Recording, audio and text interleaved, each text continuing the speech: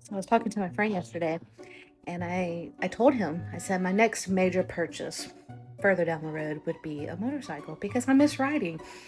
But I don't want to wait for a man to take me on his motorcycle, so I'll just go get my license and get my motorcycle, get a motorcycle myself. Fine, right? And my friend, who shall remain nameless, he said, Marie, you're bordering on looking like a lesbian there. No, I'm not gay, but I'm not offended by that either because there's nothing wrong with that. But if I were gay, men, watch out. All right, because if I were gay, I have no shame. I'm coming for your woman.